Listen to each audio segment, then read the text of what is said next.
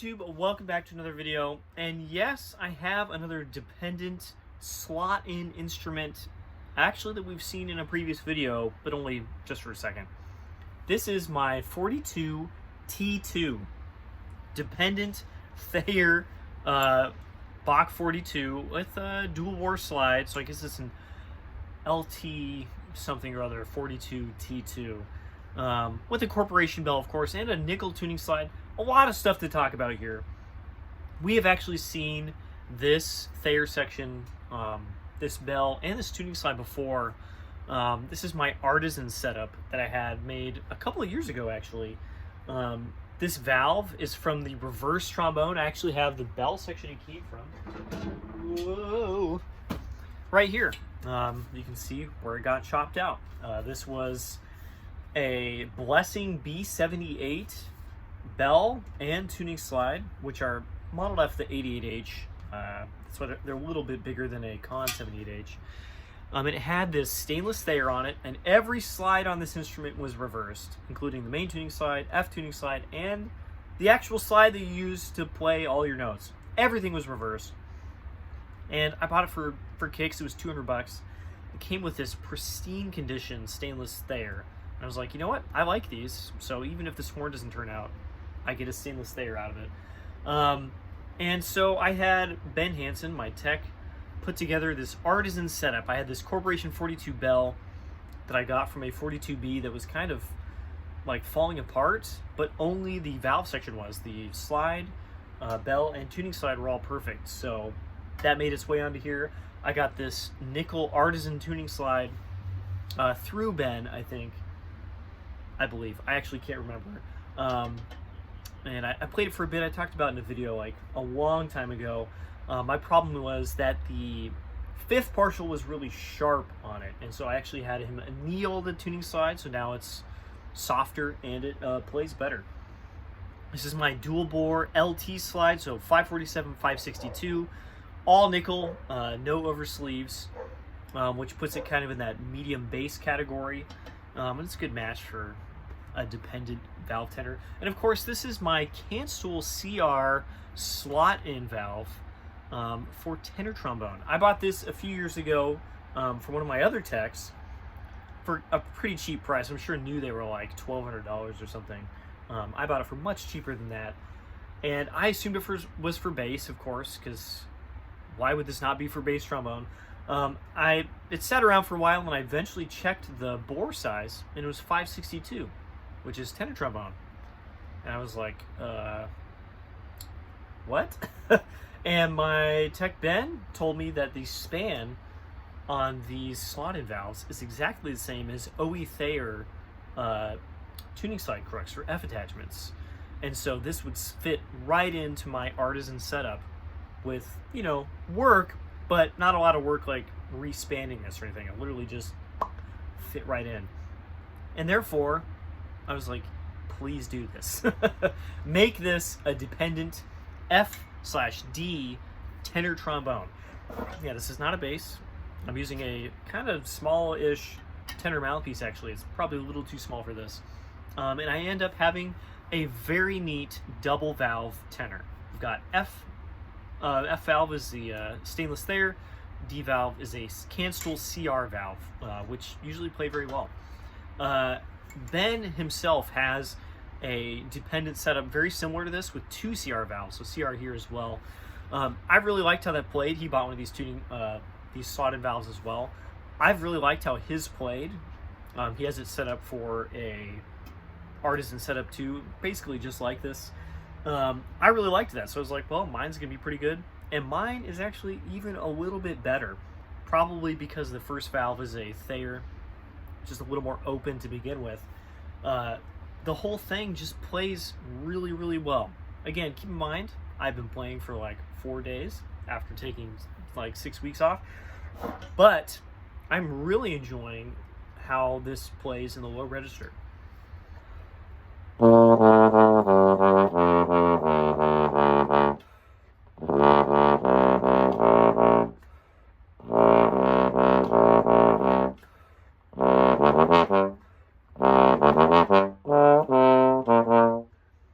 It's actually very even, much more so than his double CR setup, and has a pretty even sound. Again, give me some kudos for not having played a lot, but it feels quite good.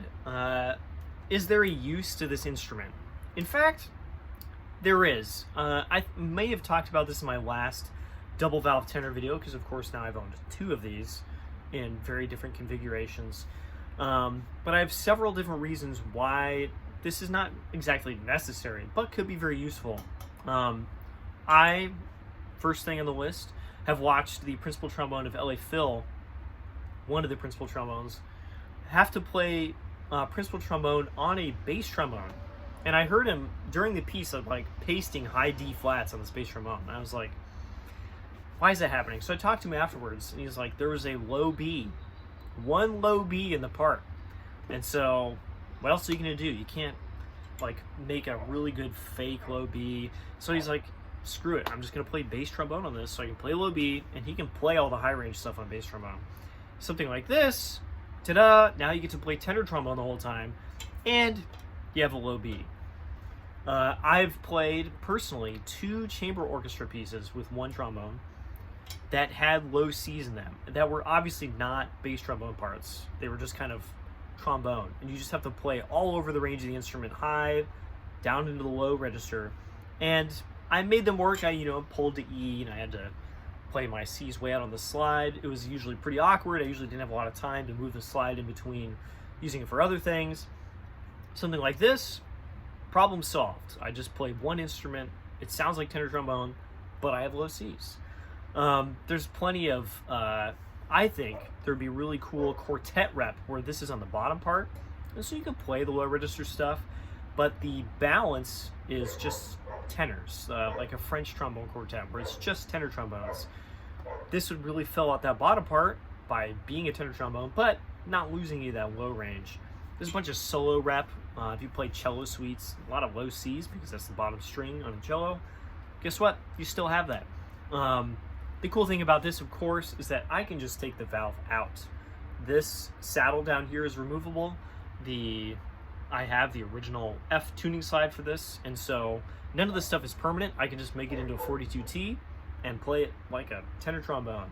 But when I want to, I can play it like this. And what's really cool is you might think that this is like really either back heavy or really side heavy. A lot of dependent instruments, especially that have all their wraps on the outside of the instrument, are very side heavy. And this is really cool because it is very slim. The F attachment on this was already very close to the instrument, and the dependent wrap is very slim to that. And so honestly, a normal Thayer instrument, the F wrap is like right here. It's like between these 2 tubes. So this does not stick out much farther, and therefore the weight is distributed, pretty far this way for being all on the wrong side of the instrument. The only thing that really sticks out far is the D wrap right here. I have been keeping this in a Marcus Bana bass gig bag, the soft case, and it fits perfectly. So actually, no big deal, no loss. The soft case is not huge, so it's not like I'm putting it in way too big of a case or a really heavy case. It fits right in. Really quite enamored with this instrument. I already liked this horn before. I'd used it a few times. The F valve, the Thayer, was a little leaky. Ben tightened it up when he put it together, so now it plays really, really well. It's quite noisy, but I don't know. What are you going to do about that?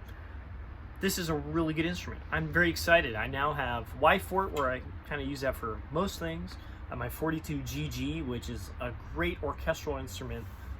It's a very good 42. And then I have this for everything else, perhaps. And honestly, this could do all the things the other horns do too. I've also played this with my 42 slide. It's probably a little bit better with that.